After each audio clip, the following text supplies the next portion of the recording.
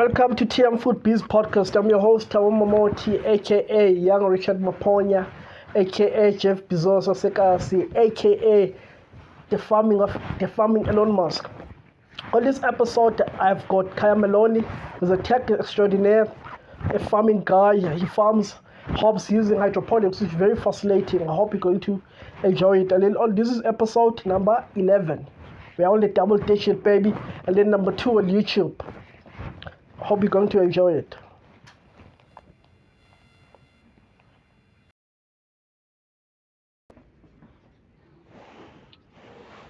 Hello. Hey, so how's it, man? I'm good, my brother. How are you? I'm good. Thank you, bro, for bracing us at TM Food Biz Podcast, man. It's my pleasure. Thank you for having me. It's a pleasure.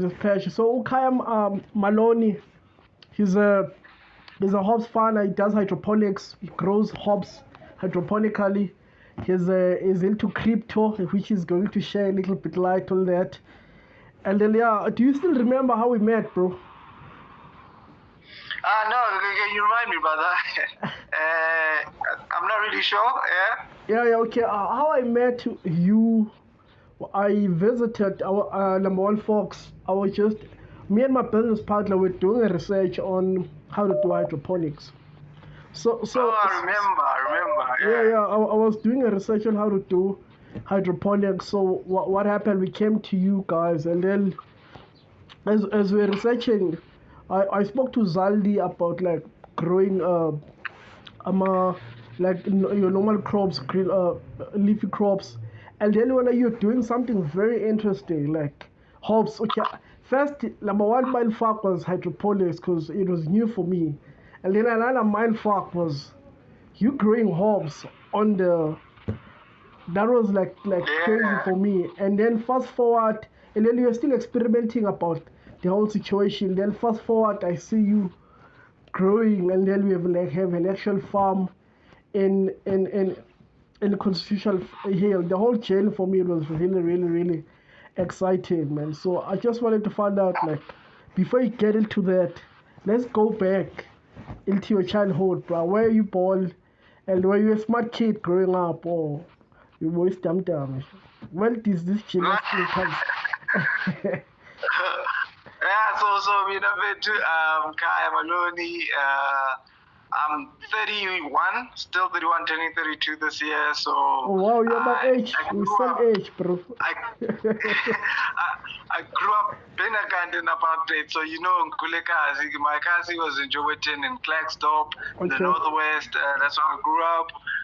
My family is originally, I want to say Eastern Cape. I want to say Western Cape in Cape Town, with roots obviously in the Eastern Cape. Guy.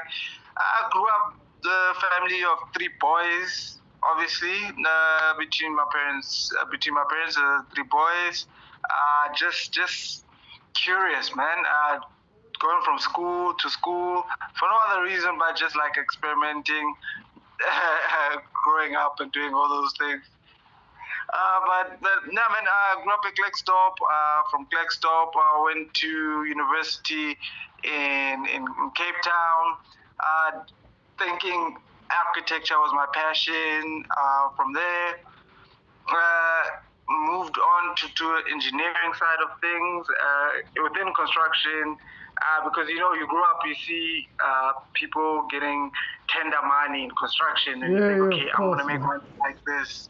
and it changes, man. It changes, and then you grow, and then you learn certain things in life, and then come this one time, I'm in university, I'm chilling in class, and I'm like, this is not gonna be my life forever. Like, I don't see myself climbing the corporate ladder inside of a business, working for so and so top 5 or this company, because I've always just been curious of a lot of things in life.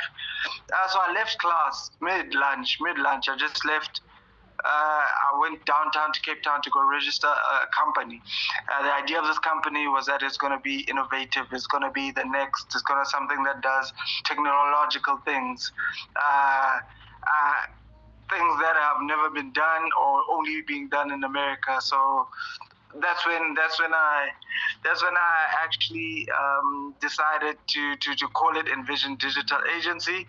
The first idea of that company, it was like me, smart boards, just having interactive smart boards, the things that you get at the mall before they were there. I wanted to put them in garages because I saw them, I think, on TV or something like that. Yeah. I wanted to put it because obvious. The first place you go ask someone what's a garage. Show money way is this direction. How do I get to this off ramp? So like it's much easier if you put like interactive smart boards and have like advertising on there and everything. That wasn't really a good idea. It was in a space that I wasn't really familiar with. But I stuck with the construction because that's what I studied. Then engineering, I was okay, let me just take this idea, go home and go make a bunch of money. Because you know, when you're young, you think you're smarter than everyone else when you have an education. So I took that. I was like, okay, let me just get a tender nyana or whatever it is. Because, you know, business for us back then was like, that's how you make money. That's how you make the millions. I learned that it doesn't work that way. It's very political. It's very hard to grasp that industry of construction, especially in rural, in Northwest and stuff like that. It's already been structured for certain people to win, whether private or governmental sector. So I came up with this concept of 3D printing houses, of light steel frame construction. I pitched. None of those things landed. Sorry, man. What year was this when you were doing the 3D thing? This was this around 2013, 2012, 2013. I'm coming up with this idea of, because I've been reading and doing some research. I said the company is always going to be futuristic. It's always going to be the next. And I've always believed that there's money to do anything you want. You know what I'm saying? I've never believed that there's a lack of money. If you pitch to the right people will get involved. So when I went to this idea, humble old me, young, naive me, I pitched this thing to government. Government like, oh, this is nice. Keep thinking along these lines, but we don't have time for this thing. I pitched something for farming. They didn't like that. I pitched something for, this was all within 2011, 2012 sphere. Then obviously, you know, that whole depression of being unemployed, no money coming in, you just trying things out, living with my mom in Klerksdorp. She's like, hey, Danam, why don't you go if you can pay and go look for a job or something like that? My pride set in immediately, I'll never do that. I'll never do that. Because you know, when you're popular in high school, and then all of a sudden people see you pick and pay, loading bags. My pride wouldn't survive that. I sat, my brother. I sat for like 2-3 years, not knowing. But I was still trying certain things. Forex, I tried crypto, I tried all these things. That's before I even got into crypto. So I got Forex scammed, I'd learned digital marketing, e-commerce stores. Nothing was landing, my brother. Come the year 2015, after being scammed heavily by the Forex guys, those bastards, I sat there and I was like, I'm not going to try anything. I'm just going to learn. I'm just going to do research. I'm going to stop trying to get shortcuts. Stop trying to thinking I'm going to go politically or I'm going to bribe. I'm going to do these things. I'm going to go the straight route by learning all of these things. The year 2015 was the worst year of my life because you know those days where every day feels like the next, feels like the previous. You didn't do anything, nothing happened. You didn't move a dial doing anything in your life. And next thing you look up, you don't have a girlfriend, you're masturbating.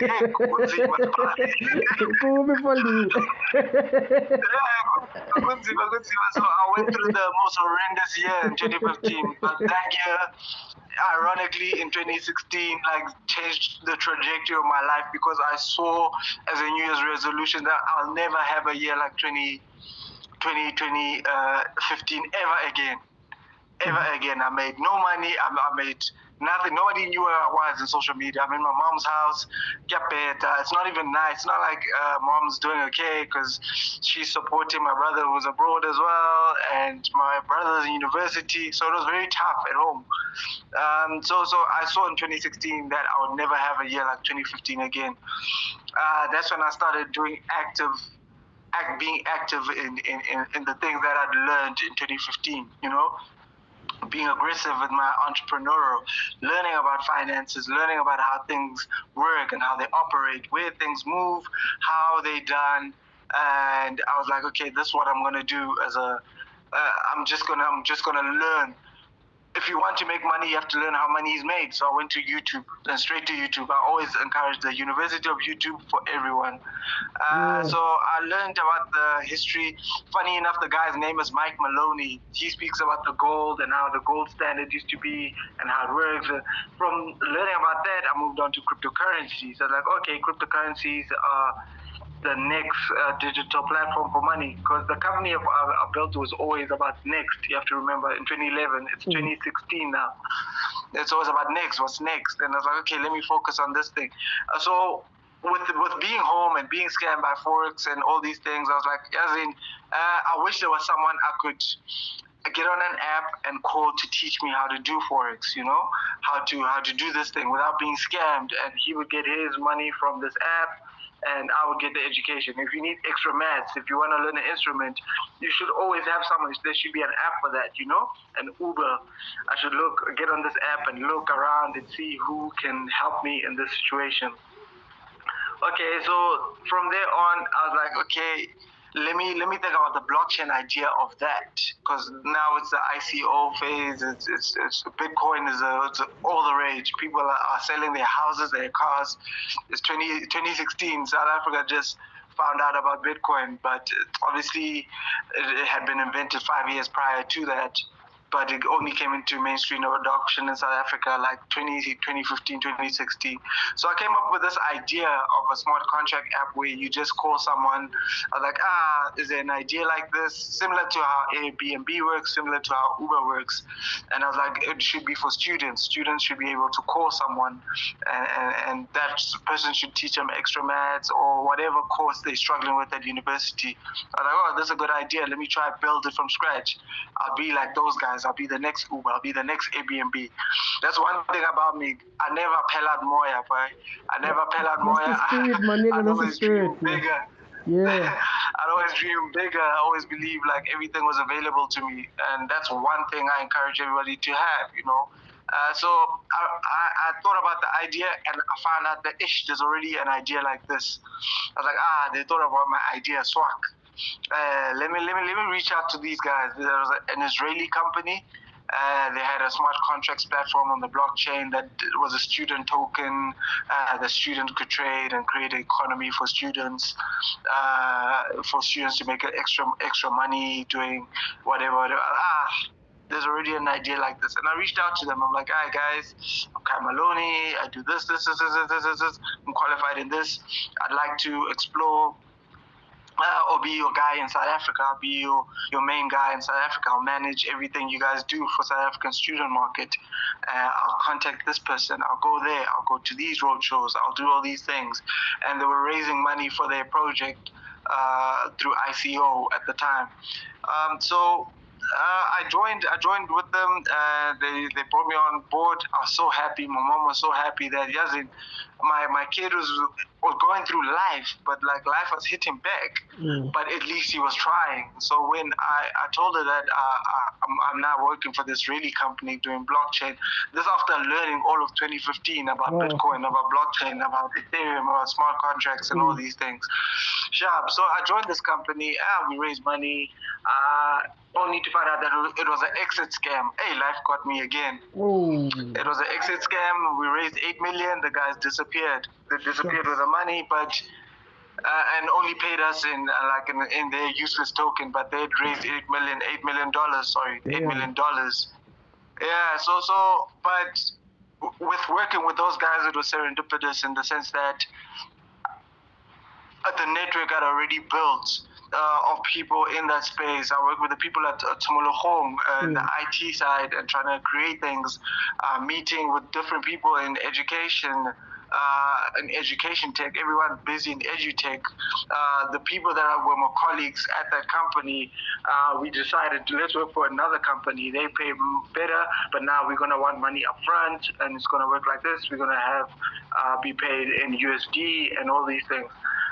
Then that's when I started growing in that space of blockchain and crypto and blah blah blah. But I was still saying that's going to be one facet of my business. I'm going to consult and do all these things in the crypto and fintech space while I invest, while I learn, while I do all these things, while I work as a ecosystems lead in South Africa for these companies. Obviously you work, and I landed up in a couple of crypto exchanges, and I started learning more and more. So that side of my life was growing. But then I still had the physical. I still needed physical thing, a passion for my business. Come this one time, I think it's late 2016 or mid 2017, not really sure. Everyone is watching Date My Family, and I'm on Twitter, and I'm like, ish, this is mindless entertainment. I mean, it's entertainment, and I'm not being wrong, but it's like, we're not learning here. Over at Carte Blanche, white people are being informed, they're learning. They could be plotting to take over the world, and now we're over here watching the scripted entertainment dating show, and I switch over to Carte Blanche. I switch over to Carte Blanche, and I see this company that they speak about. It's called Brooklyn Grange. It's in New York, and basically what these guys are, they're growing on the dilapidated rooftop buildings in New York. They're growing stuff using soil. I don't know how they get the soil on top of the roof. They use cranes and all these things, and they get the soil on top of the roof, and they're growing. They have grow beds, and they're planting, and they're supplying to the inner city, and it makes sense for them. I was like, wow, this is actually a good idea. Then I'm like, this is actually interesting. The more I listen, the more research I do, like this could work in South Africa. You know me, I'm Pelimo, yeah. So I get in my mom's car. A small car, and then I drive off. I head off to Joburg, to the mineral councils, because now I have the research that I've done. I've prepared documents and plans. I'm going to the mineral council. I'm going to pitch this idea of having the rooftops that the mineral Joburg inner city owns, and I'm going to pitch this idea of having hydroponics on top of the roofs. Because I've got the next multi-billion rand idea, you know. So I go there, I pitch to them,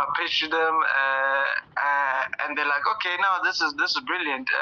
Get us some quotes. I approached them as a company that does hydroponics and does structures, greenhouses on rooftops. They're like, okay, give us quotes. I'm like, hey, sir, I don't have quotes. I say that to myself. I'm like, okay, now I must find quotes. I go back to Klerksdorp. I go researching. I research, and I find out that there's a company in Pretoria, a farm in Pretoria, that actually does hydroponics and greenhouses and all this precision architecture. I get in the car again, drive off to Pretoria. I tell these guys I'm from the Mineral Council of Johannesburg. I need quotes.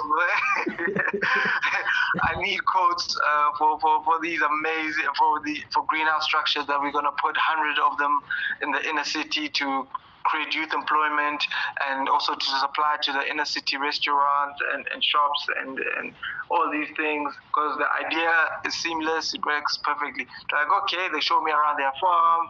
I was like, this is amazing. And they're like, okay, we'll set up quotes. They set up quotes for me. Send the quotes off to the Mineral Council. The Mineral's like, Ash, boy, these are very expensive, but you can join this incubator. Now it's about late 2016, it's mid 2017, towards the end of 2017 that year. I joined this interview. I do this interview to see if I have the knowledge, the business acumen, and so you have to understand this. This is coming from 2011 to 2017, so that's about 6 years of grind, of just like trying crazy things journey, out, right? of just failing, getting scammed, doing this.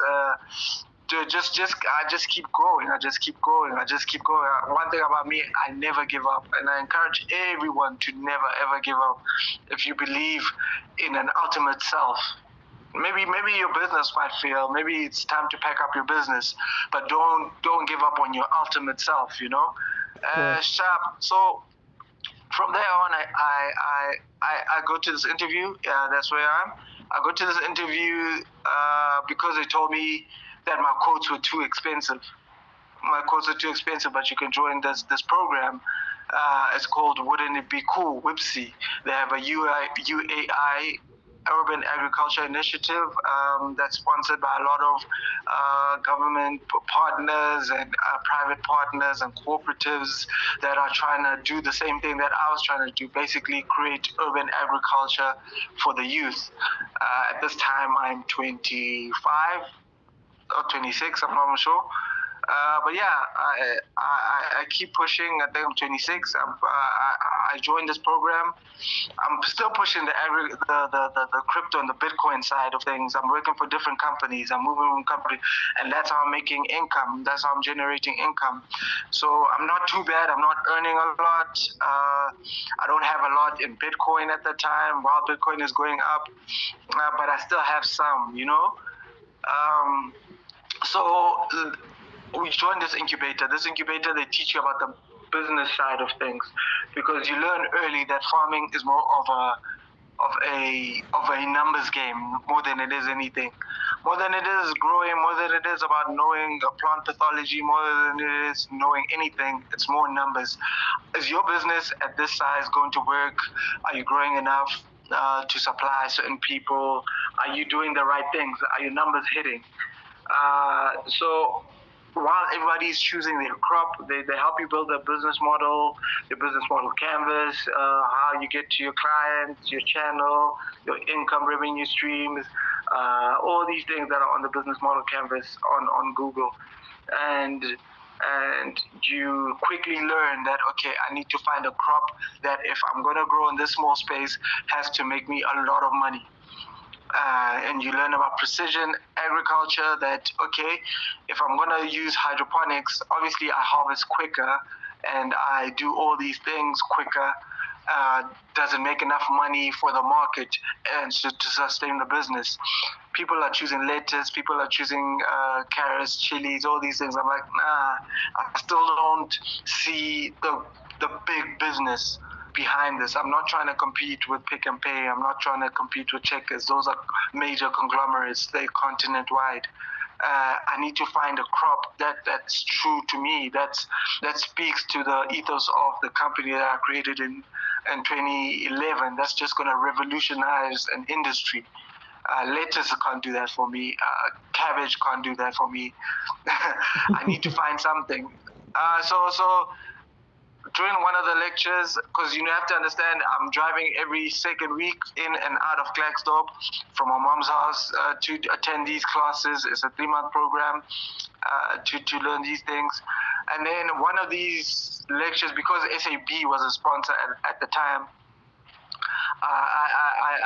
Michael, Dr. Michael, who's a lecturer who teaches, who runs this program, he mentioned something about SAB and how they're a big company and their business and how they work and what they sell to. And I was like, that's a good thing.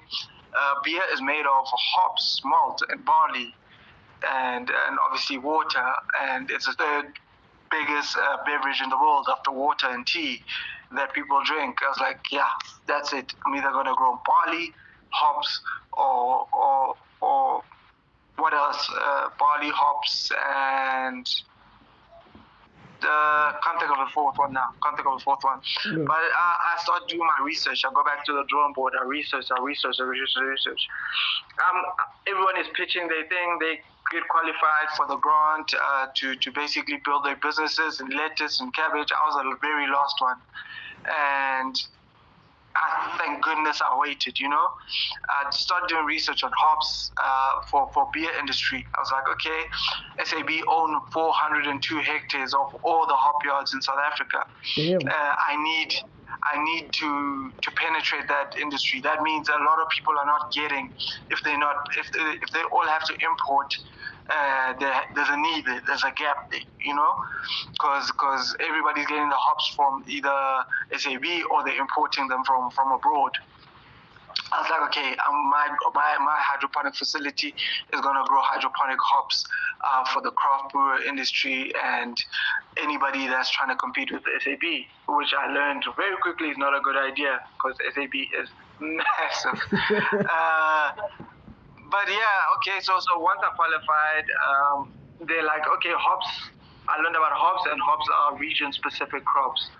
They only grow in George, in the Southern Cape of South Africa, and nowhere else in the country. I was like, oh, okay, that's interesting information. That means my hydroponics has a need. If I can grow it in Johannesburg, that means it makes sense for me to grow it hydroponically and supply these people at a premium, because where else are they going to get their hops? That's when the business started. I gave life to AfriLeap. AfriLeap was going to be a 4-season hydroponic hop house. Now, the significance of that is that hops, you grow them they grow about February and they harvest, and then you have to wait 12 months to grow them traditionally again. They use a lot of water, they use a lot of waste, a lot of chemicals, emit a lot of CO2. And I was like, okay, if I grow these things in a controlled environment, I don't have to use a lot of water, and I can grow them with precision agriculture, which is basically hydroponics is dialing in the nutrients and fertilization into the water directly to the roots of the plant. So you don't have to wait for certain conditions for the crop to grow. You manipulate the plant into thinking that it's growing in that environment by using certain fertilizers to grow directly. It's soilless agriculture. So it uses this medium, this grow medium that you plant your seedling in. It's called cocoa peat, and you basically plant the thing there, and then you dial the nutrients directly in that the hops need to grow. After you do your research, of course. You find those chemicals, you put them in a water tank or reservoir tank that pumps the water into the pipes directly into the roots of the crop that you're growing. And that's essentially what hydroponics is. It's soilless agriculture that dials nutrients directly into the water where the roots of the plant sit. Therefore, it grows quicker, grows faster, and you can control the yields in which it grows. So I pitched this. I was the last pitch. I pitched this to Wipsy, and they're like, okay, if you can grow this, we'll set up your farm. So they gave me this little space. They gave me 10 bucket rows to grow and experiment and learn. This is 2018 now. I'm learning. I'm collecting data. I'm trying myself out. I'm learning. I'm researching the use of hops. Who uses hops? The different markets for hops. It takes 3 months to grow hops hydroponically, and then you harvest. But the advantage of that is they're high value crop, basically meaning that you can sell more at the market than you would lettuce, for example. So lettuce is 14 rand per kilogram. Hops per kilogram, I can get anywhere from 400 to 600 rand off season for hops. So this thing grows and sells like it's cannabis. Funny enough, hops and cannabis are the same family of cannabinoids, Oh, wow. And I was like, okay, it's a high value crop. The only disadvantage is that I have to wait 3 months for it to grow. I have to wait for 3 months for it to grow. I was like, ish. And then on top of that, you have to burn it and pelletize it and sell it. I was like, hey, there's a lot of things along the value chain of this thing. So I started looking at different markets as I was learning, growing, failing. My crops were growing and dying at the same time. SAB had supplied me with experimental hops because, like I said, they were sponsors of this program. So I'm learning, and I'm looking for markets. I find out that restaurants like to put the hops because it gives it a nice flavor to their steaks and their rums. So I'm like, oh, okay, I can sell to these people instead of craft brewers. Okay, and then I'm learning about the cosmetic use of hops in makeup, in hair care, in skin care, in hair growing possibilities. I'm like, oh, this is actually a miracle crop that I'm growing. Oh, wow. I keep going, I keep growing. I'm not making money through this experimenting because, as I said, they gave me an experimental thing to prove that I can grow hops. But so I'm focusing on the crypto side. The crypto side is generating income. So now I had to move out of my mom's place and move to Johannesburg, and I moved to four-way side of things, thanks to crypto, and and then from there it becomes a whirlwind adventure where I'm learning now. Now I'm doing deep research about hops. I'm learning about the pharmaceutical abilities of hops. This thing becomes an amazing fruit to me. Then I start applying for competitions, agricultural grants. Anyone that was willing to listen, I had information to them about hops, you know? Mm. I had information for days. I had documents, I had files, I had articles, I had links to everything that you could learn about hops. So it became such an amazing thing that I grew to love. And I won a couple of competitions, and in winning those competitions, some of them had prize money. Went to NYDA, just learning about a lot of other things. So from there, it just became this crazy adventure, and I eventually got funding from WIPC, and I used my prize winnings to co-fund the site that you see now at Constitutional Hill. Yep. So you guys came to the farm while I was still experimenting at One Fox. Yeah. That was still experimenting. So by the time I got to Constitutional Hill, I had grown so much as an entrepreneur, as an agri entrepreneur, but just knowing a lot of things. And yeah, so that's the whole story in a nutshell of Khaya Maloney and AfriLeap and where we are today. So yeah, thank you. Yo, man, I just want to say, man, your congratulations. Like Thank you, brother. yeah, like the tenacity is, it's the ultimate prize. Anyway, the journey is the reward at the end of the day. It's who we become. It is, my brother. It's not really about the money we will make along the, but between dreaming and the realization of a dream, it's the amount of personal growth that happens within that process. Exactly. Yeah, so yeah. Exactly, brother. Yeah. I just want to pick you up for not quitting, man. And then my last question is that I ask everyone this question is, what is your dream for Africa? Oh, my dream for Africa is amazing. Like I said, I found that hops has pharmaceutical benefits. After doing much research, I know Africa is plagued by a lot of diseases, a lot of sicknesses that didn't come before 1652, that we didn't have here before. The test date. So sicknesses we didn't have before 1652, and South Africa is 1/3 of the entire world's biodiversity, and they all sit in South Africa. And my dream for Africa is for kids to learn about biosciences, to learn about what the cultivation of African soil and African plants pathology can bring to the world. You know, we learned with COVID how easily an entire global system can be ruined. Without anybody, and what happened in Africa is that Africa used to be the place where people went to school to bring back knowledge to their communities, and we'd create a wall of information, a structure of knowledge that we pass down from generation to generation. But with the advent of capitalism, and capitalism being the overriding feature in our community and society, there's nobody. We didn't have a wall of knowledge for learning of pharmaceuticals. We as Africans, when COVID hit, just had to wait on Americans and Chinese and Europeans to come with different remedies and cures for us. We had to wait and endure with this disease while it was killing and pillaging families. Nobody had a wall of knowledge to say, like, as Africa, this is what we presented to the world as a cure for COVID. Back in the day, that's what people went to school for. People went to school to go back to their communities and teach. Abu Mandela would go be lawyers to go back to teach their community, to defend people in their communities, or Soweto. They didn't do it for the money's sake.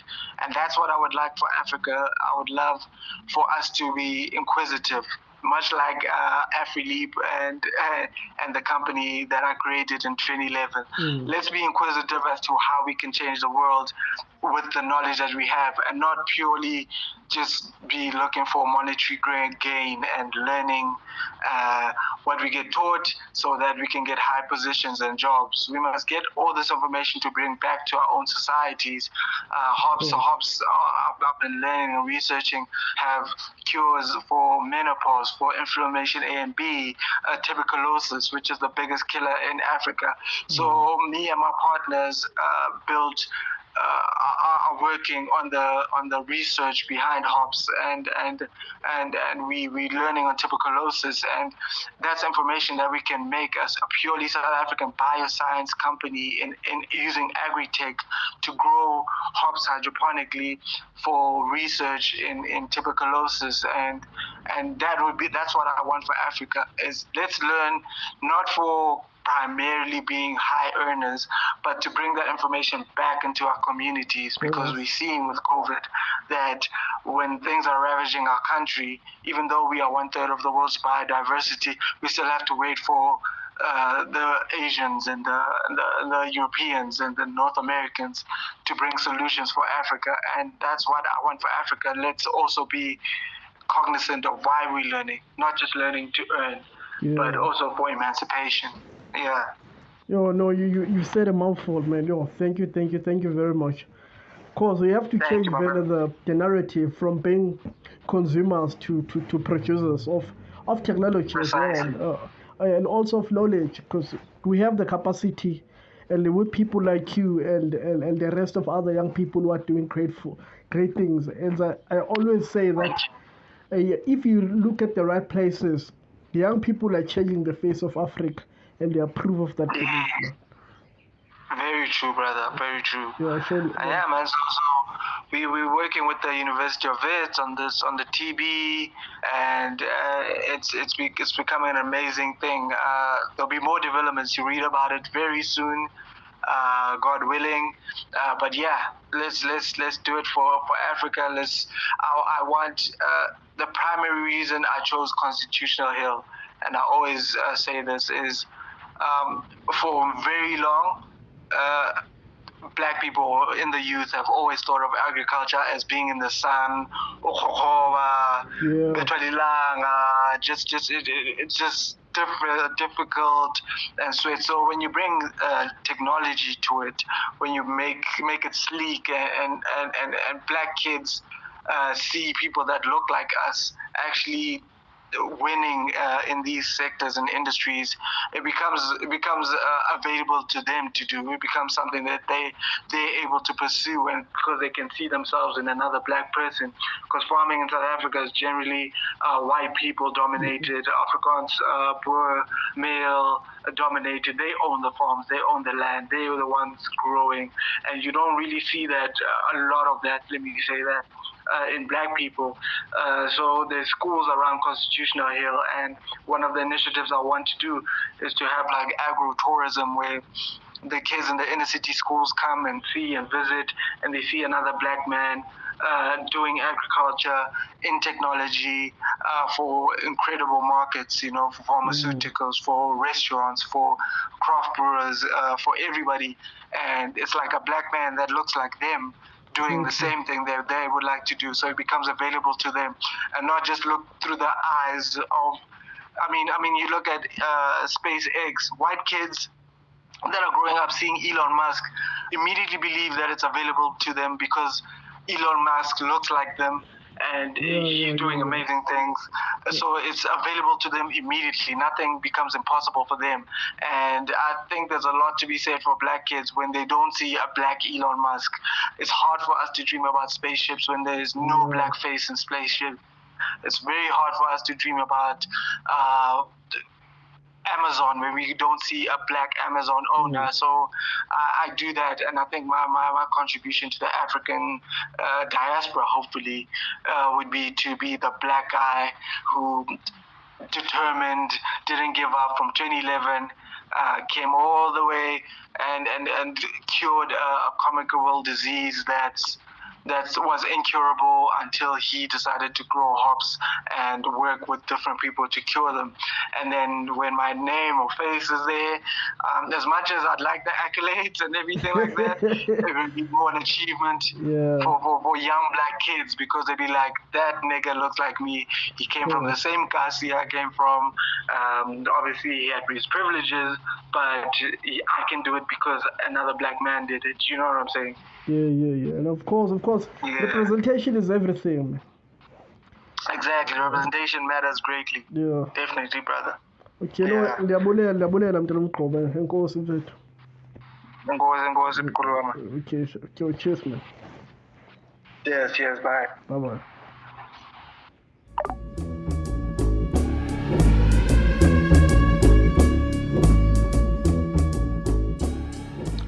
This episode was brought to you by Nature Growers, our sponsor, Mondeloni, our technical producer, everything_Troy, our executive producer, and of course me, Tao Mamoti, our host, which is your favorite podcaster and your girlfriend's favorite podcaster.